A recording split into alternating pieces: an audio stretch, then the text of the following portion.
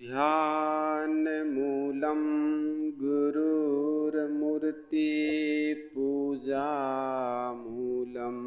गुरुपदम् मन्त्रमूलं गुरुर्वाक्यं मोक्षमूलं गुरुर्कृपा गुरुर्देवो गुरुर्धर्मो गुरुर्निष्ठा परं तपः गुरुर्परतरं नास्ति नास्ति तत्त्वं गुरु परम।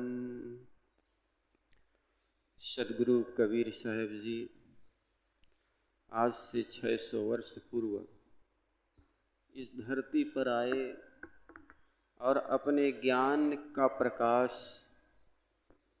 फैला करके अपना शरीर पूरा कर गए। ऊंच नीच रहित मानव समान है, इस पर अपना विचार रखते हैं। सदगुरु कबीर का पद है, जो तू करता वर्ण विचारा जन्मत तीन दंड अनुसारा जन्मत शूद्र मुए पुनि शूद्रा कृतम जनेऊ घाली जग धंधा। जो तू ब्राह्मण ब्राह्मणी को जाया और राह दे काहे न आया। जो तू तुरुक तुरुकनी को जाया पेट ही काहे न सुनति कराया।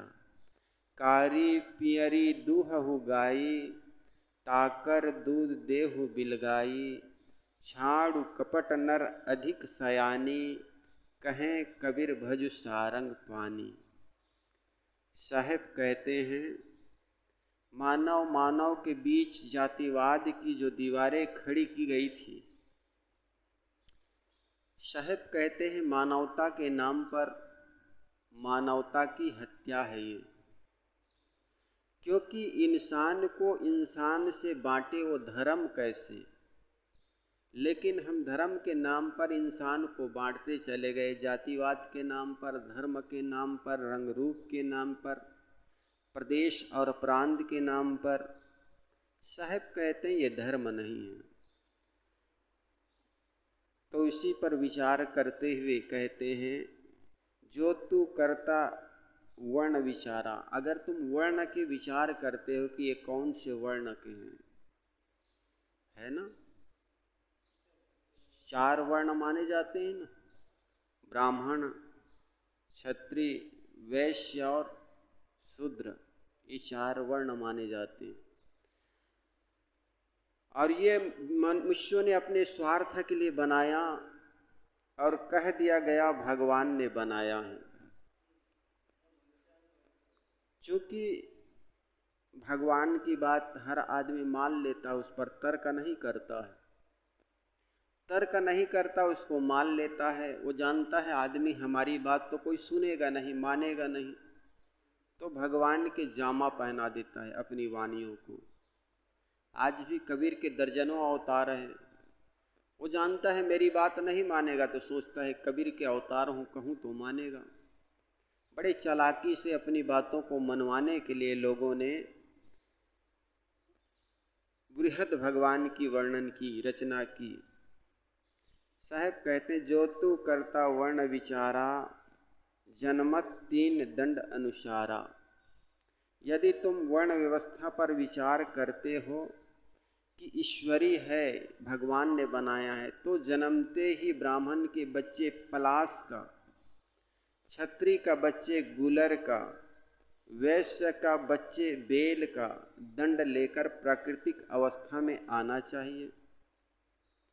या दंड मेखला और यज्ञपवीत, इन तीनों को जो त्रिवर्ण द्विजातियों के चिन्ह हैं, वे पैदा होने के साथ ही माता के पेट से लेकर आना चाहिए, है ना।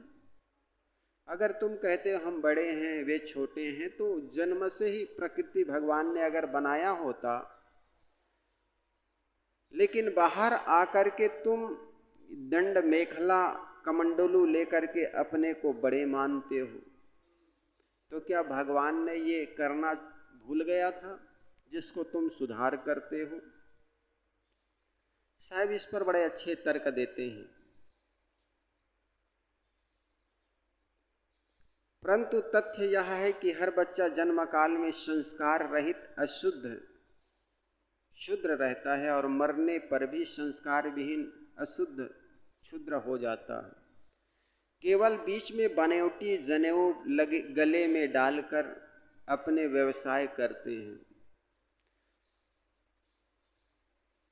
कृतम जानि घाली जग धंधा, जो तू ब्राह्मण ब्राह्मणी को जाया और राह दे काहे नाया। बड़े करारा चोट करते हैं साहब। यदि तुम मानते हो कि मैं ब्राह्मण का बच्चा हूँ, मैं ब्राह्मण हूँ, यदि तुम्हें अहंकार है हम जन्मजात ब्राह्मण हैं और ब्राह्मणी से पैदा हुए हैं, तो तुम किसी दूसरे रास्ते मुख आदि से क्यों नहीं आए जिससे ब्राह्मणों मुखमासित ये सिद्ध हो गया होता। ऋग्वेद में कहते हैं ना, ब्राह्मणों मुखमासित। वेद के वाणी भी सिद्ध हो गया होता अगर तुम मुख से पैदा हो गए होते तो।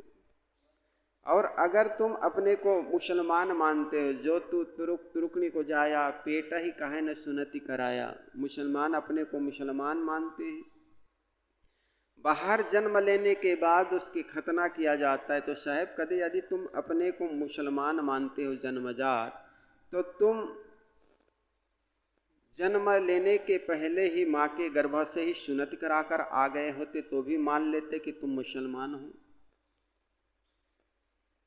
जिस प्रकार कारी और पियरी गाय के दूध को एक पात्र में रख देने से कोई अलग नहीं कर सकता है, काले रंग की गाय और पीले रंग के गाय को दूहकर पात्र में रख दो तो क्या उन दोनों दूधों के स्वरूप को भिन्न भिन्न बता सकोगे।